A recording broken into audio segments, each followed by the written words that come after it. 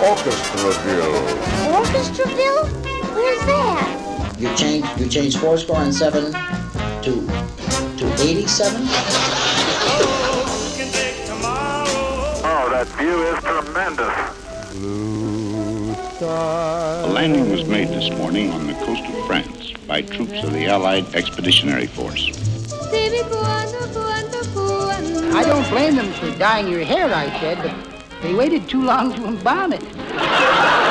Time now for spinning my dad's vinyl. Here with all his skips, scratches, and pops is my dad, Frank Vaccarello. Thanks, sweetie, and thank you for tuning into episode 88 of Spinning My Dad's Vinyl. It is unofficially Franklin Mint Month. Unofficially because I just made it up in order to get through all of the records that make up this special section of my dad's collection. So, get ready for some sweet vocal performances in Volume 88, Greatest Jazz Singers Part 1. And once again, I will be using the great information from the enclosed booklet that is included in each box set of the greatest jazz recordings of all time to introduce each piece.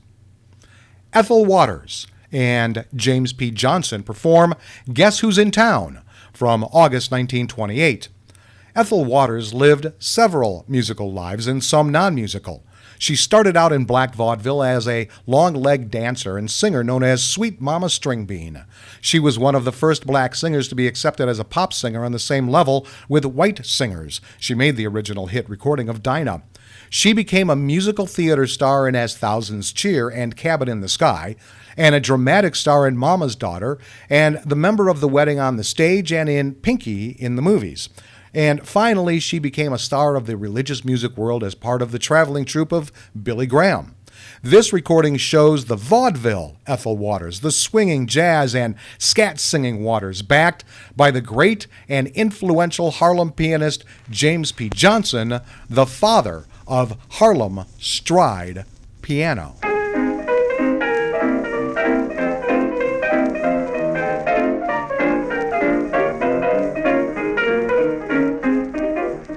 Guess who's in town?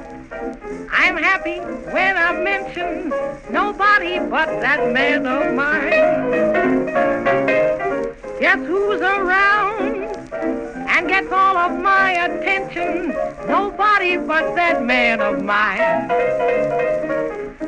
When he goes by, weak eyes cry out for glasses. Who can deny he really does know his molasses? Oh, me, oh, my. Who shows the world what class is? Nobody but that man of mine. Call in your reporters if they want some news. Got a headline story they are free to use.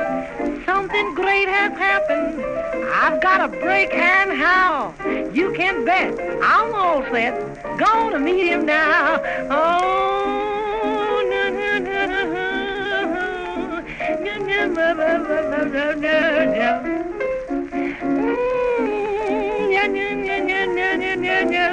Whoa, whoa, whoa, da da da da da. Whoa, whoa, whoa, whoa, whoa, whoa, whoa, da da da. Da da da da da da da. Whoa, whoa.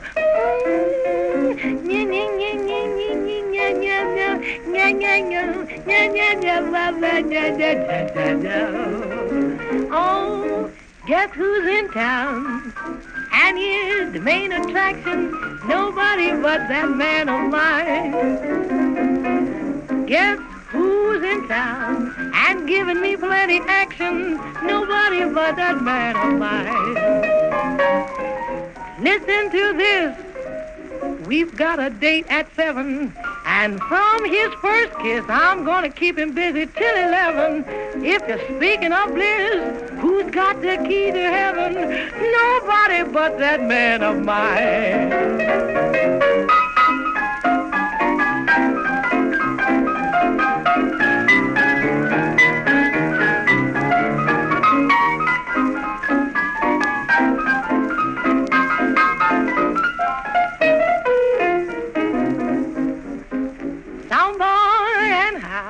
I'm his brown-skinned Venus.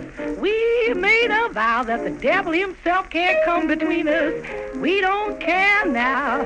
Tell all the world you've seen us. Nobody but that man of mine. Ethel Waters singing Guess Who's in Town, accompanied by James P. Johnson on piano. Was recorded August 21st, 1928, and released on Columbia Records. Okay, why this album for this episode? Well, this Franklin Mint collection is one of my favorite parts of my dad's collection.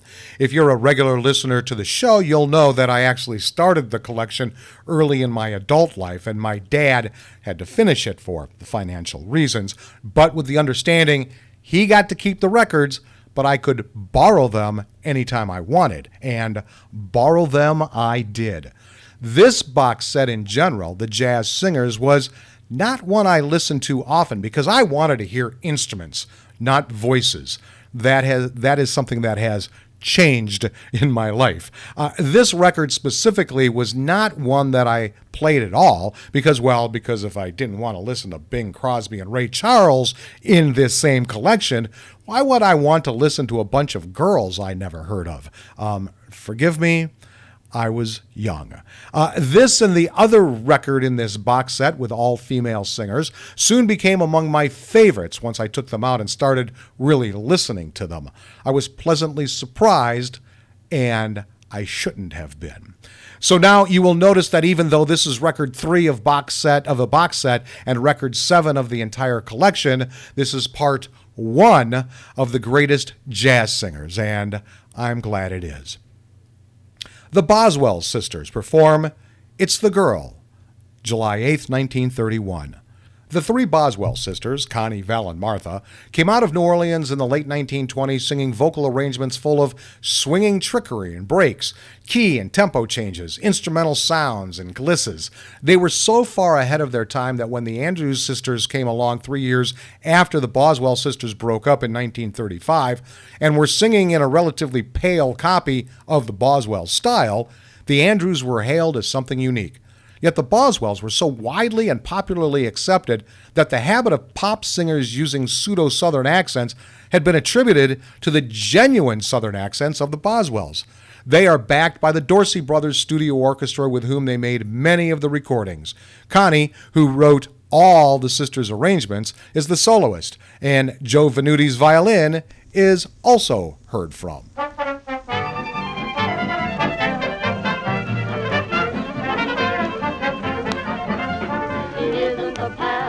It's not the canoe, it isn't the river or sky that are blue, it isn't the love dreams that bring joy to you. It's a girl, oh, it's a girl, it isn't the brooklet that you always wander to, it isn't the mountain flowers or the morning dew, it isn't the love nest that brings love to you. It's a girl that makes you happy and it's a girl that makes you blue. You up and out them, what a lonely world would be without them. It isn't the song words, the song that they sing, it isn't the sunshine that makes you like rain. So what is this magic that makes love the thing? It's a girl, oh, it's a girl.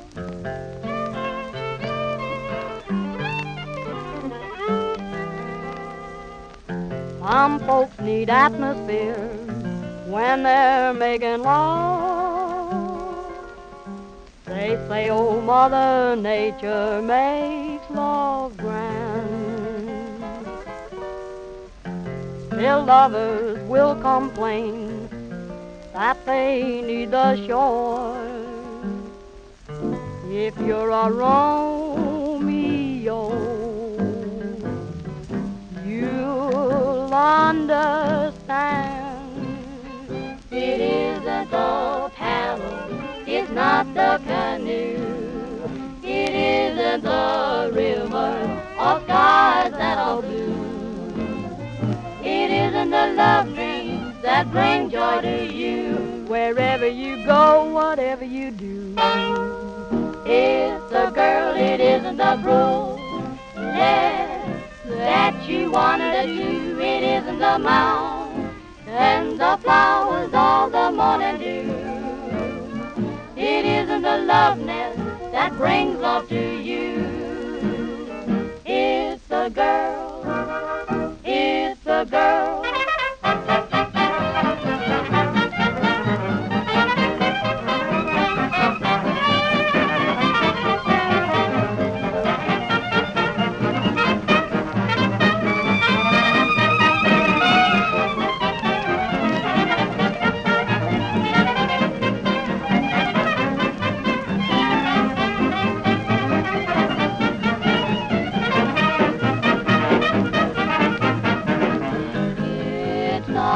Places you go, it's not the crowd, it's not the folks you know. Oh, listen while I shout out loud.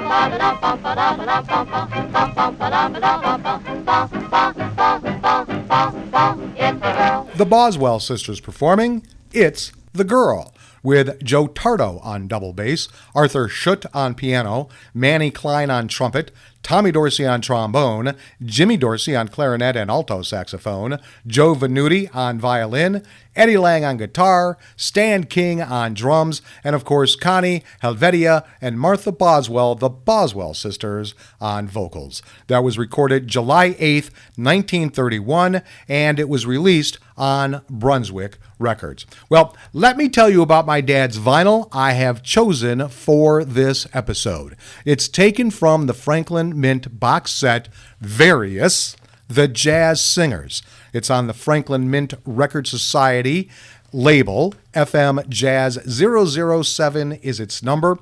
It's part of the series, The Greatest Jazz Recordings of All Time, Institute of Jazz Studies Official Archive Collection. It's a 4-vinyl LP compilation, red box and red vinyl box set format. Its country of release is Sweden, was released in 1982, and its genre is jazz. We are listening to record 7 of the entire series and record 3 of the box set. We will hear 7 of the 12 songs on this record. Now, there is a short intro section in the liner notes, but I'm going to read a highly edited version of it. The art of jazz singing covers a broad and amorphous field ranging from almost primitive blues to highly sophisticated supper club stylings. A jazz singer may be someone who sings in much the same way as a jazz instrumentalist improvises on his horn, or it may be someone who is nearly surrounded by jazz, who sings in a jazz setting. A jazz singer can be a scat singer or a blues singer, a ballad singer, or someone who arbitrarily declares him or herself to be a jazz singer. All of the singers in this album have contributed their own special qualities to the art of jazz singing. Okay, let's see what prices this record is being sold at on Discogs.com. The highest came in at $58.37, the lowest at $9.18, for an average of $19.65 with a median of $12.13. It was last sold on April 2nd, 2022. I found one on eBay for $30, and of course, Amazon did not disappoint. There was one there for $124.95. Now, my dad's record is extremely clean. You can tell it wasn't played very much. The original plastic coating sleeves keep these records in excellent condition. And so does the box that they came in. Very sturdy. My dad's box is in great shape. And the internal booklet that I'm using to introduce tunes is in good condition, except maybe I've gotten a couple of fingerprints on it while I was scanning the photos, and a couple more in that first break, I think. Okay. Next up, are you part of the Never Too Soon crowd too? Mildred Bailey sings All Too Soon on June 13th, 1941. Mildred Bailey was part Coeur d'Alene Indian, and she attributed to her Indian heritage the unusual quality of her high-pitched tone, which balanced the warm lower range of her voice. Be that as it may, she had an instinctive feeling for jazz phrasing and was one of the first white singers to make a mark as a jazz singer. She did it in a very unlikely situation, in Paul Whiteman's massive band in the late 1920s. But in Whiteman's band, she met Red Norvo, who played xylophone, not vibes, with Whiteman. They married, and when he formed a big band with which she sang, they became Mr. and Mrs. Swing. By the time she made this recording of one of Duke Ellington's loveliest ballads in 1941 with the Herman Chittison on piano and Dave Barbour on guitar, she had branched out on her own as a soloist.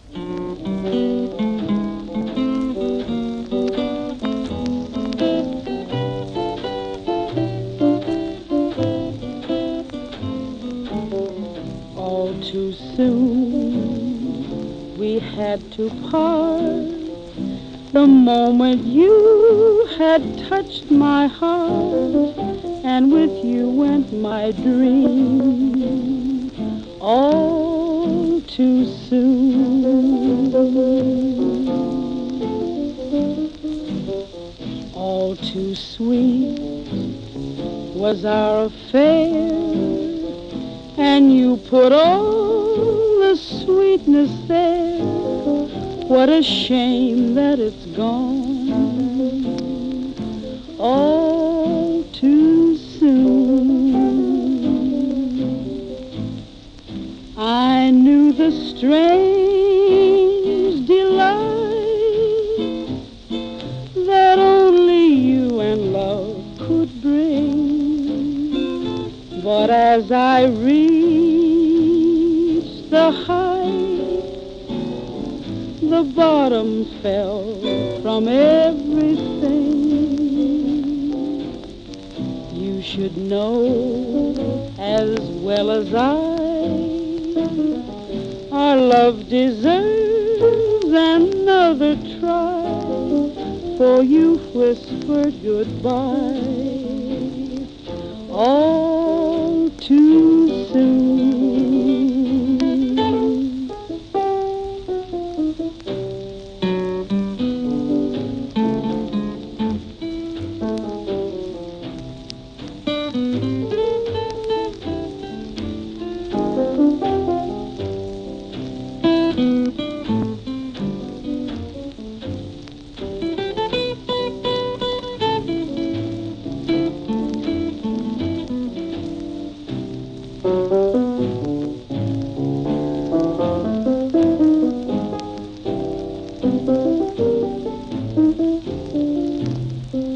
What a shame that it's gone all too soon. I knew the strange delight that only you and love could bring, but as I reached the height, the bottom fell from everything. You should know as well as our love deserves another try, for you whispered goodbye all too soon.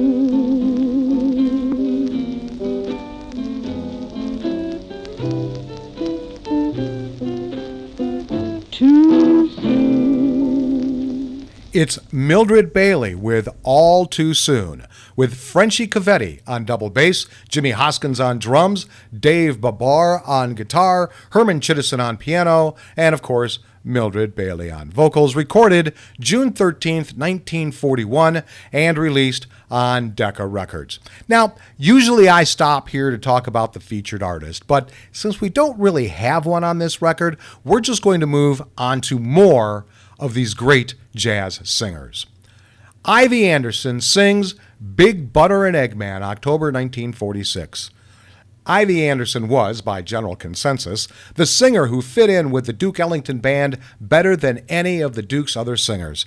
She joined the Duke in 1931 and remained until 1942. Her cool tone and sure phrasing became a part of the overall Ellington sound. The Duke's orchestra proved to be the perfect setting for her, and after she left Ellington, she went into semi-retirement. Big Butter and Eggman, one of her rare post-Ellington recordings, was a black vaudeville song of the 1920s that worked its way into the jazz repertory when Louis Armstrong recorded it with Mae Alex, a black vaudeville singer, in 1926. In fact, that very different version can be heard on the first volume in this collection. In fact, I played it in episode 10 of Spinning My Dad's Vinyl, and I do much prefer the version you are about to hear.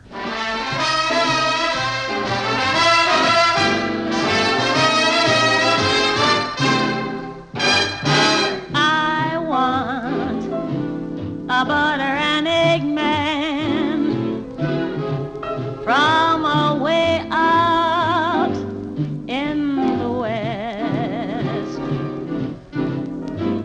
I'm getting tired of working all day. I want somebody who wants me to play. Pretty clothes have never been mine, but if my dream comes true, Lord, then the sun's gonna shine, 'cause I want a butter and egg man. Don't some great big butter and egg man want me?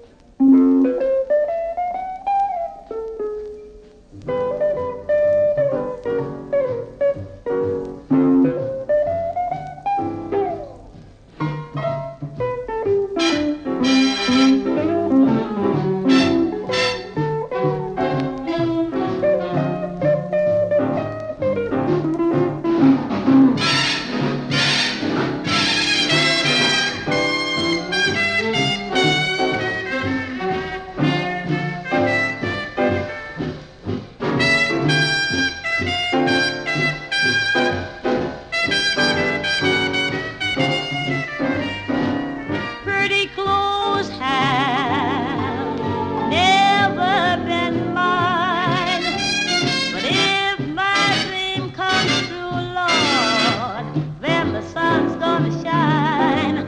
I want a big fat papa, a butter and egg man. Don't some great big butter and egg man want me? Don't some great big butter and egg man want me?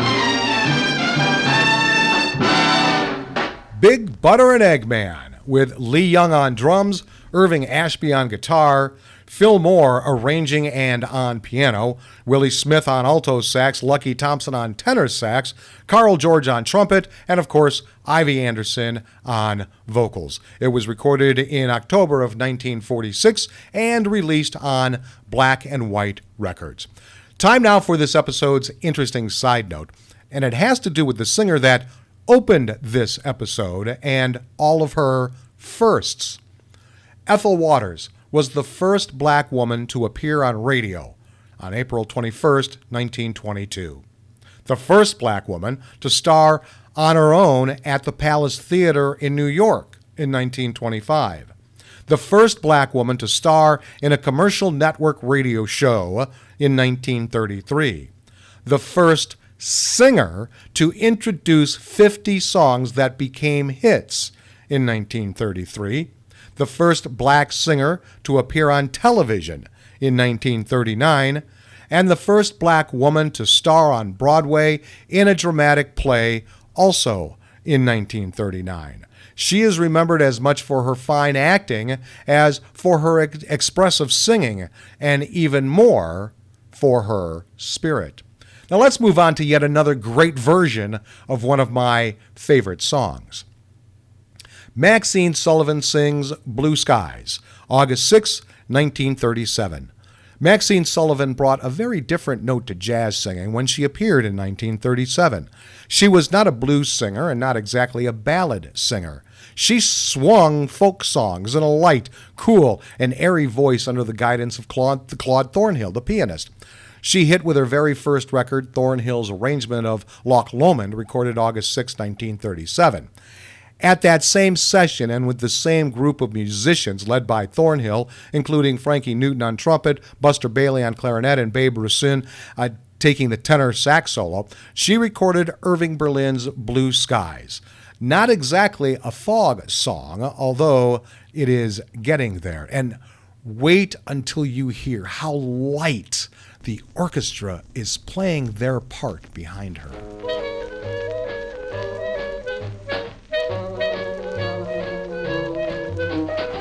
Blue skies smiling at me, nothing but blue skies do I see. Bluebirds singing a song, nothing but bluebirds from now on. Never saw the sun shining so bright, never saw things going so right. Noticing the days hurrying by, when you're in love, my how they fly. Blue days, all of them gone, nothing but blue skies from now on.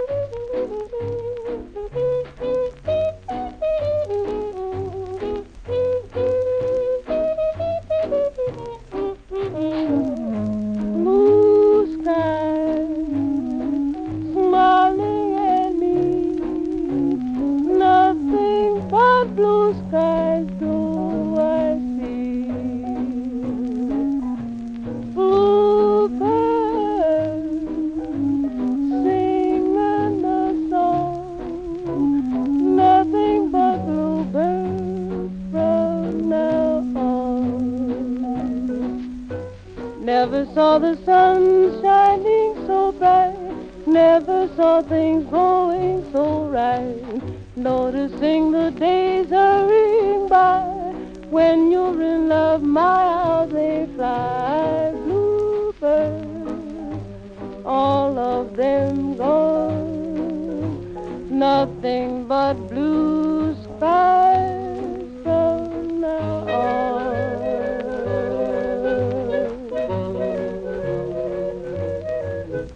Maxine Sullivan with Claude Thornhill's orchestra, and Blue Skies with Pete Brown on alto sax, Buster Bailey on clarinet, John Kirby on double bass, O'Neill Spencer on drums. It was arranged by Claude Thornhill, who was on piano, Babe Russin on tenor sax, Frankie Newton on trumpet, and of course, Maxine Sullivan on vocals. It was recorded August 6, 1937, and was released on Vocalion Records.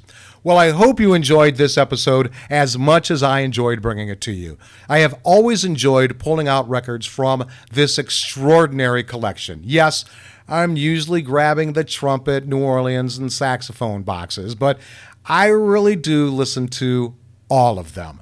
And I'm really glad I got to pull this one out and really listen and appreciate the great singers we have heard during this episode. There are some really great versions of songs I have heard many times.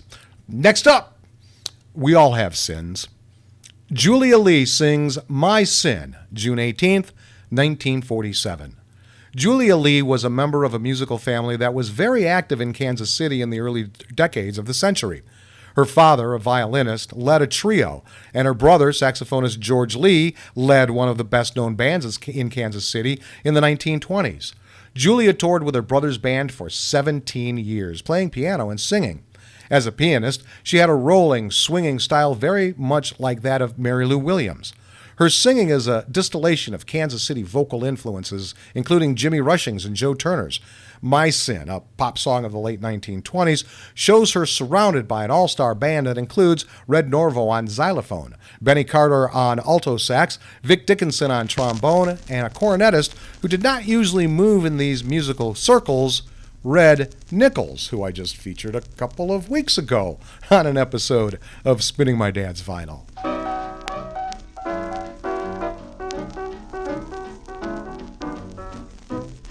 My sin was loving you, not wisely but too well. Your sin was letting me and getting me in your spell. Our sin was following a love that could not be. My sin is wanting you, though you're gone from me.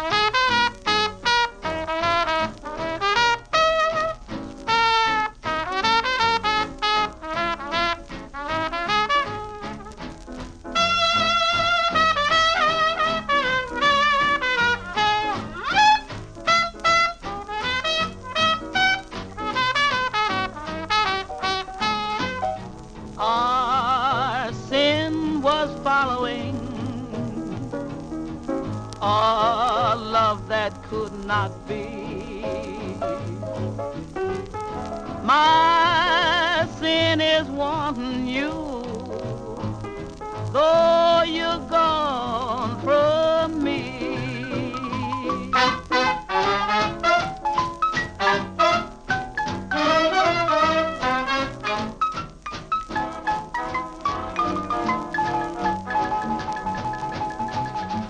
Julia Lee with My Sin. She was backed by Benny Carter on alto sax, Red Nichols on cornet, Red Callender on double bass, Baby Lovett on drums, Jack Marshall on guitar, David Cavanaugh on tenor saxophone, Vic Dickinson on trombone, Red Norvo on xylophone, and Joe Howard, Lloyd Elliott, Milt Bernhardt, and Cy Zentner on trombone. Yes, that was a trumpetless horn section. It was recorded June 18th, 1947, and released on Capitol Records. And now, you know I can't do just 6 songs when we feature the Franklin Mint Collection. So, here's your bonus track. Anita O'Day sings Honeysuckle Rose, February 1956. There are parallels between Anita O'Day and Mary Ann McCall. They both started as dancers in the mid-1930s and both developed a husky, stylized manner of singing that had its roots in Billie Holiday. Miss O'Day came to prominence with Gene Krupa and made her best big band records with his band, notably her duets with Roy Eldridge, but also in a brief period with Stan Kenton in the mid-1940s, she established a style that was either copied or expected of most of the women who followed her into the Kenton band. She was one of the most completely jazz-oriented of the white band singers, and when she went out on her own, her jazz instincts were given even freer rein, as on this 1956 rendition of one of Fats Waller's most famous songs.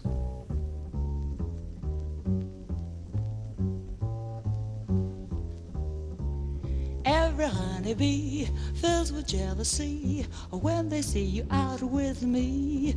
I don't blame them, goodness knows. Honeysuckle rose.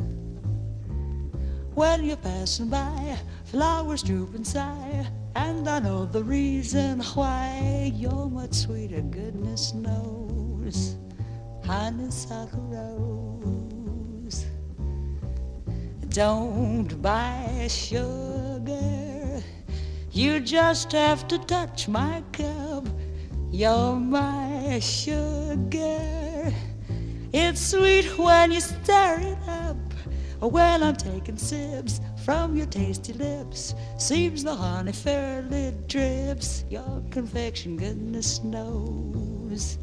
And you're my honey, honeysuckle rose. Every honeybee fills with jealousy when they see you out with me. I don't blame them, goodness knows, 'cause you're my honey, honey. Flowers droop and sigh when you're passing by, and I know the reason why. Your perfection, goodness knows, and you're my honey, honey, honey. Don't buy sugar, you just have to touch my cup. You're my sugar, so sweet when you stir it up. On the avenue, people look at you, and I know just why they do. Your perfection, goodness knows, you're my honey. Every honeybee fills with jealousy when they see you out with me. I don't blame them, goodness knows. Honey, honeysuckle rose. When you're passing by, flowers droop and sigh, and I know the reason why. You're much sweeter, goodness knows, my honeysuckle rose. Don't buy sugar, you just have to touch my cup. You're my sugar, it's sweet when you stir it up. When I'm taking sips from your tasty lips, seems the honey fairly drips. Your confection, goodness knows, you're my honeysuckle rose. You're my honey, honey, honey, honey. You're my honeysuckle rose.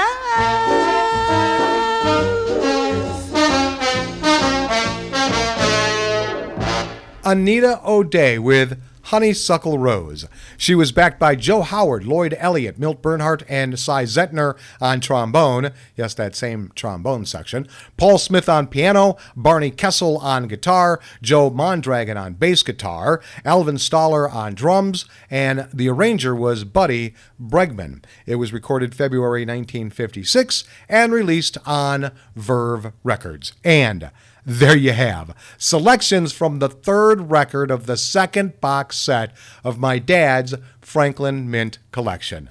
So thanks for tuning into Volume 88, Greatest Jazz Singers Part 1, however you did. If you want more information about this show, head over to spinningmydadsvinyl.com.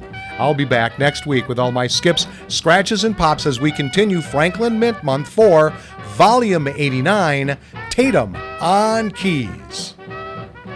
Until then, go with the flow, my friends.